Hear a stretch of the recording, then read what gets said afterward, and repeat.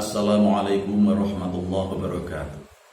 Alhamdulillah wa syukrulillah wa ni'matillah wa la hawla wa la quwwata illa billah. Amma ba'd. Saudara-saudaraku seiman di mana saja berada, kita bertemu lagi. Saya manusia satu ayat yang memperhatikan pesan dari kiai saya agar saya gemar hobi menyampaikan kebaikan pada orang lain walaupun sedikit, walaupun satu ayat. Karena itu adalah kata kiai saya, pesan dari Rasulullah SAW dalam salah satu hadisnya, balighu anni walau ayat, sampaikan dariku walaupun satu ayat. Walaupun saya tidak kiai, tidak ustaz, tidak guru agama, tidak ustaz, apalagi kiai, tapi boleh kan ikut-ikutan menyampaikan kebaikan. Manusia satu ayat ini channel YouTube saya juga menyampaikan kebaikan satu ayat itu memang isinya. Yang kedua, channel saya Mahtub Hidayatullah. Ini berupa musik, hiburan, nada dan pesan. Saya memang mengikuti kiai-kiai yang tidak serta-merta mengharamkan musik. Beliau berpesan, musik itu bisa haram, bisa tidak. Musik yang haram adalah musik yang bisa membuat kita lalai pada Allah. Musik yang bisa mengingatkan kita pada Rasulullah, pada Allah, maka tidak. Pikir diri. Seperti itu. Tidak hanya musik, apapun yang bisa membuat kita lalai pada Allah itu haram. Tenis bablasan, lali Gusti Allah. Rapat bablasan, lali Gusti Allah. Itu juga haram. Tidak boleh.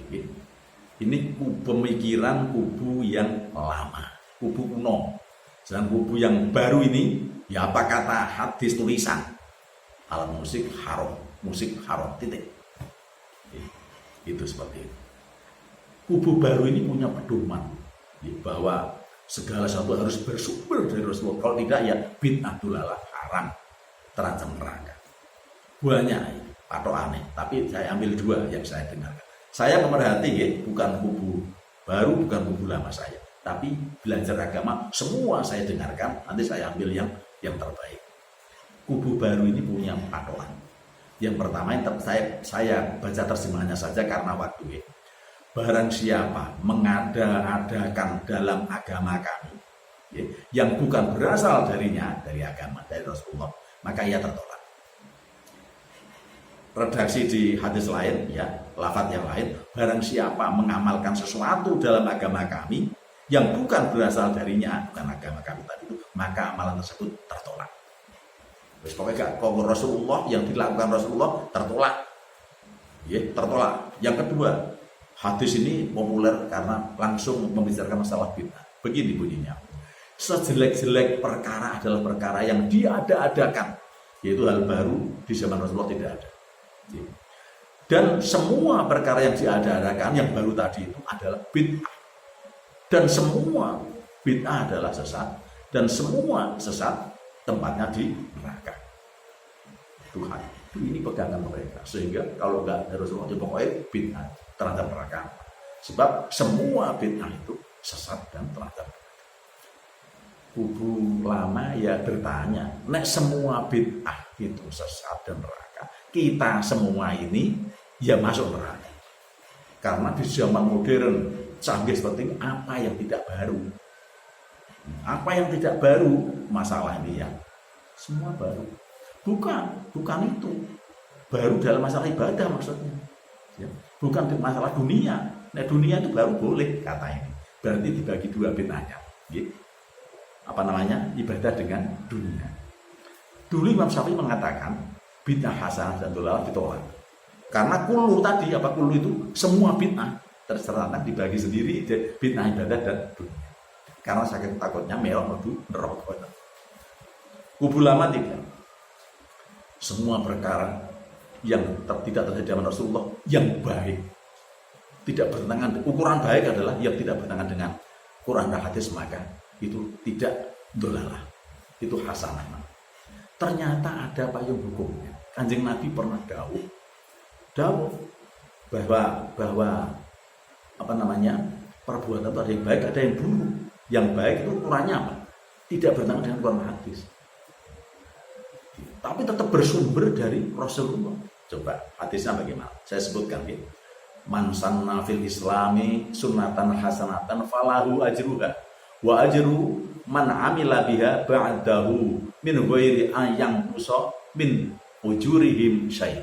Lanjutannya, wa man sanna fil islami sunnatan sayyi'atan kana alaihi wisriha wa wisri man amila biha min ba'dihi min ghairi ayang kuso min auzarihim syai'.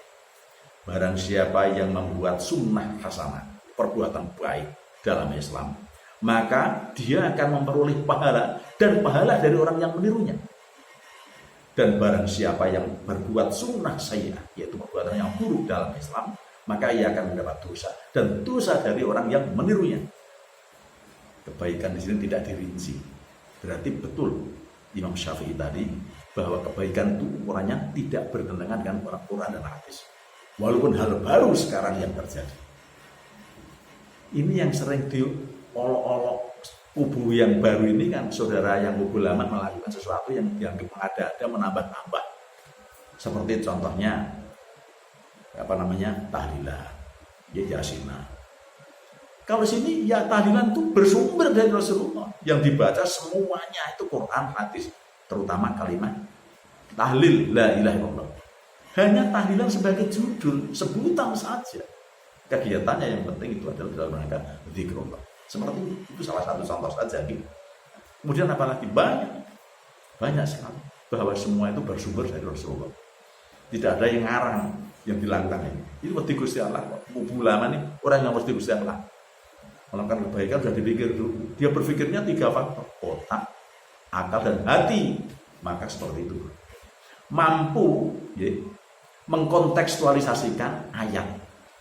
Tidak hanya yang tekstual, tidak hanya yang textbook, ya, tidak hanya yang tersurat, tapi yang tersirat bisa membaca. Maksudnya apa ini mampu ini? Yang namanya kubu yang lama ini. Seperti itu. Akhirnya saya memutuskan tertarik mengikuti kubu yang lama ini. Seperti itu. Ya. Nah, kemudian Rasulullah itu kalau apa-apa diterjemahkan, apa-apa tidak boleh, apa-apa bid'ah, apa-apa sesat neraka.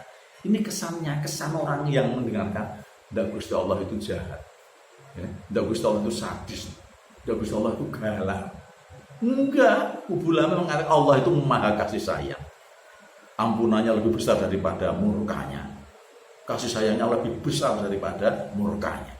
Itu Allah. Terbukti di salah satu kasus yang menurut saya agak saru saya sampaikan, tapi ini terjadi karena rahmat Allah. Seorang PSK, menurut saya di tempat saya yang alami menyebutnya begege, Gus Miftah menyebutnya londe.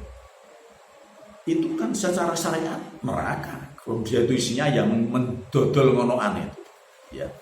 Maka tapi katanya suatu saat dia itu ngerti anjing yang sedang melet-melet kehausan mau mati, dikasih minum, dia kemudian nimbo air di sumur dengan telupaknya, sepatunya itu dikasihkan minum. Rasulullah dengan masalah itu berkomentar, itu penghuni surga. Ya. Dia penghuni surga. Coba betapa kasih sayangnya Allah dan Rasulullah dengan umatnya, dengan hambanya.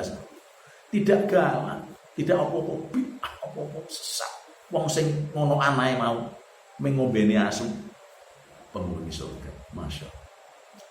Rasulullah itu lunak, tidak begitu ya wasar, apalagi mengata-ngatain, enggak. Suatu saat begini, ada sebuah hadis yang bunyinya begini, hadisnya saja, artinya saja ya, barang siapa membaca qul huwallahu ahad surat Ikhlas sampai akhir 10 kali, niscaya Allah membina, membangunkan, membuat bangunan istana di surga untuk orang itu yang membaca itu. Maka Umar bin Khattab berkomentar, kalau demikian kami perbanyak membacanya ya Rasulullah. Begitu ngenyang 10 kali itu ngenyang apa dia kaya. Kanjeng Nabi dawuh, Allah menyediakan pahala yang lebih banyak dan lebih baik. Di sini kita pakai pelajaran, ambil pelajaran. Perintah 10 kali ketika dinyang banyak ya oleh air. Pada suatu saat para sahabat yang berjalan-jalan bersama rombongan, ada ketua suku yang digigit binatang berbisa di sana, minta diruqyah, diobati, ada yang bisa. Ternyata salah satu sahabat ini mengobati meruqyah dengan Fatihah. Sembuhlah. Kemudian diupah dengan kambing. Diupah dengan kambing, nggak berani nerima. Saya tak matur Rasulullah sendiri. Apakah boleh saya terima kambing ini? Matur rombongan itu ke Rasulullah. Ya Rasulullah, saya meruqyah orang sembuh, yang mau diupah kambing. Apakah boleh saya terima? Kamu ruqyah dengan apa? Fatihah. Dari mana kamu tahu kalau Fatihah bisa untuk meruqyah? Pertanyaan ini menunjukkan bahwa Rasulullah tidak pernah melakukan seperti itu, tidak pernah dawuh mengenai Fatihah. Tapi tidak marah, boleh. Ya, boleh. Dan upah kambing itu diterima saja, nanti kita masak, dimakan bareng-bareng. Ini ada seperti itu Rasulullah boleh. Tidak kejem Rasulullah itu. Ya, bahkan tidak pernah melakukan, tidak pernah mengajarkan Fatihah untuk meruqyah. Di dalam sholat ada, ketika Rasulullah mengimami jamaahnya, ketika i'tidal biasanya kan mil'us samawati wa mil'ul ardi wa mil'u ma syi'a min syai'in ba'du begitu. Itu tidak.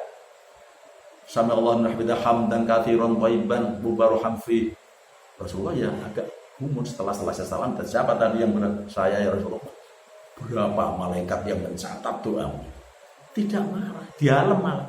Oleh karena itu Bapak Ibu sekalian saudaraku, jangan takut berbuat baik selama tidak bertentangan dengan Al-Quran dan hadis. Begitu ya. Fenomena di masyarakat saya ini bekas wong alasan. Wong alasan 38 tahun jadi wong alasan. Saya pernah menjadi satu ya orang desa ngarani sinter gitu. Saya 7 tahun 7 tahun tadi sini. Tapi udah bekas sekarang ini mantan ya. Jangan katakan mau sinter yang ke berapa, sinter nomor enggak usah. Yang mantan bekas kemarin. Bisa sinter kok. Dulu pernah menjadi itu. Kemudian saya punya ditemani 5 mantri. Mantri itu KRBH nih, di dinas namanya. Pak Mantri tolong, saya minta tolong, ini penting banget. Coba Pak 5 mantri ini tolong masing-masing ya, menengok hutan wilayahnya masing-masing, keadaannya bagaimana, dan nanti laporan pada saya. Saya suruh menengok wilayahnya, hutan. Masing-masing punya sekitar 25 peta, ada 30 macam-macam. Singkat cerita nanti sore datang, laporan, Pak, siap. Saya melaporkan sesuai dengan perintah Bapak, saya sudah menengok wilayah hutan saya. Saya kemput, saya hubungi sudah. Keempat KRBH itu laporan seperti itu. Yang satu mana ini? Yang satu belum datang. Singkat cerita, besok baru datang, kemudian ngadep saya. Bapak, saya sudah melaksanakan perintah Bapak itu menengok wilayah saya. Dari hasil menengok itu saya ada beberapa catatan.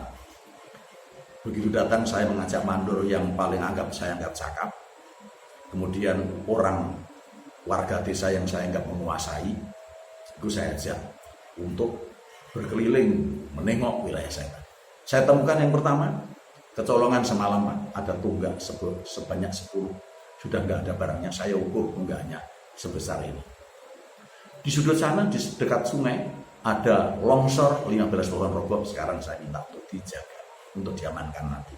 Sebelah sana tumbuhannya bagus-bagus, yang sana kerdil, ada tanah kosong sedikit, dipakai sepak bola anak gembala. Saudara-saudara, coba perhatikan 4 KRB ya, 4 nanti saya tadi laporan sesuai dengan perintah saya, yaitu menengok. Ya menengok itu toh. Tapi tidak salah pemerintah saya menengok. Yang satu ini ternyata menengok dengan beberapa catatan. Kalau panjenengan jadi sindernya, milih mantri yang mana?